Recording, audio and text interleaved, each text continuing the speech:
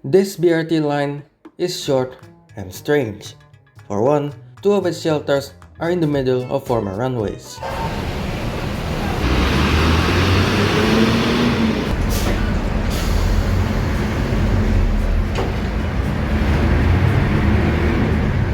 This is JIS, Jakarta's brand new stadium, and right next to it is BMW Park.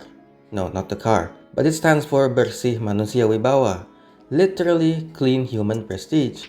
This also might be the only BRT shelter without fare gates. There are tap-in machines outside, and you enter the bus via the street-level doors.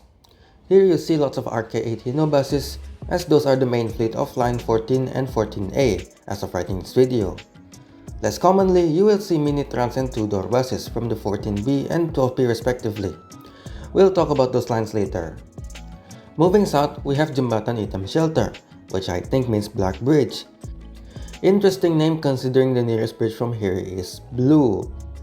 Then you get Danau Sunter. Danau means lake. There's no lake within 500 meters or so, but there's a seafood restaurant here, and the last time I ate there, Corridor 14 is still using Metro Trans buses. South of Danau Sunter, you get Danau Agung. There is a lake or reservoir nearby, but it's called Sunter Barat. Makes perfect sense. Danau Agung shelter also looks old. That's because it actually belongs to Corridor 12.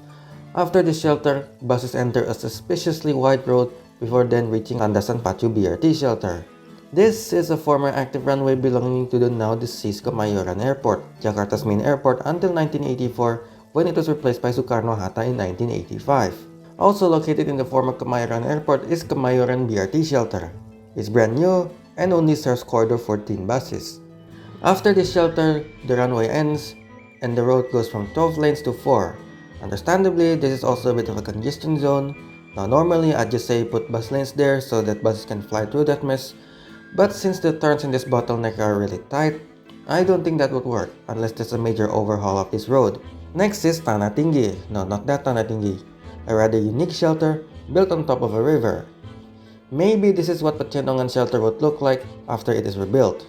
The strange thing here is that Tanah Tinggi, which by the way means high ground, is only 2 meters above sea level, according to Google Earth.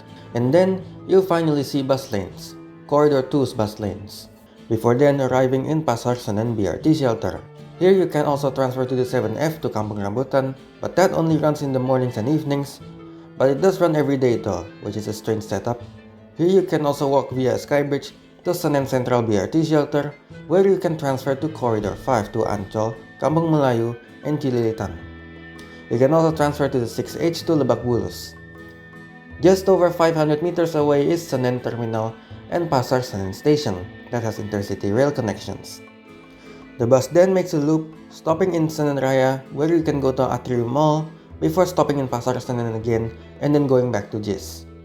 I can see why this BRT line has no bus lanes. The northern half doesn't really need it, and the bottleneck between Tanah Tinggi and Kemayoran has tight turns. Buses will need to use 2 lanes to turn there, so bus lanes aren't really possible there. But there is a place that can have bus lanes, and that is the road that Tanah Tinggi station is on. Currently, there are no bus lanes though.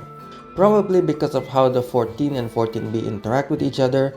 The 14 only stops in BRT shelters, making it an express service, while the 14B weaves between the BRT shelters on the right side of the road and the bus stop on the left, making it a local service. You can see how having bus lanes here would get in the way of the 14B. Speaking of which, the 14A and the 14B aren't new lines, just older lines that were renamed. The 14A, formerly just 3 to Juanda, for the most part, mainly stops in BRT stops. There's also the 14B, formerly 10K, that goes from Tanjung Priok to Senen Terminal, and provides more local service by stopping at bus stops between Corridor 14's BRT shelter. This is by far the shortest BRT line at just 9.7 kilometers. Also, this line doesn't have that many major trip generators. Yes, there's JIS, but when there's no match or concert, the whole BMW Park complex is just desolate. There's also Atrium Senen, but that mall does not have the best reputation.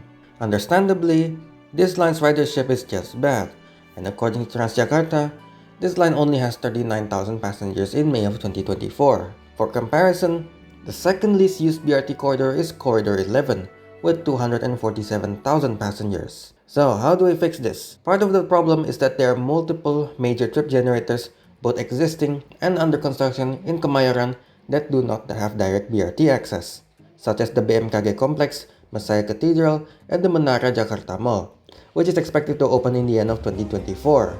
For the first two, Corridor 12 buses already pass by that area, so why not build a BRT shelter in front of the Graha Askrindo building? A bus shelter there will cover the BMKG Complex, Al Hidayah Mosque, Messiah Cathedral, and a bunch of other office buildings. A new non-BRT line or microtrans line could also be made that stops right in front of the Menara Jakarta Mall. Another suggestion would be to extend Line 14 all the way to Bundaran HI. This will directly connect Corridor 14 and JIS to Jakarta's busiest BRT line and the MRT. HI roundabout can also be used by buses to turn around. An extension to Tanjung Priok could also be considered, but to differentiate the line from the 14B, the 14 would make no stops in Marta Dinata Road. This would connect Corridor 1, Senen and JIS with the port of Tanjung Priok and Corridor 10. Of course, extending this line should only be done if there are enough buses. 10-minute frequencies is already what I consider to be the bare minimum for a BRT line. I'd rather have the line in its current state and run every 10 minutes compared to extending it and having it run every 15 to 20 minutes. So my verdict is that this line is getting D tier. Also, my opinion on each BRT corridor has changed a lot since the last video, but that's for a future video. Now, this does not mean that it's awful to use. I find Corridor 14 to be alright actually, but it just doesn't feel like a BRT line.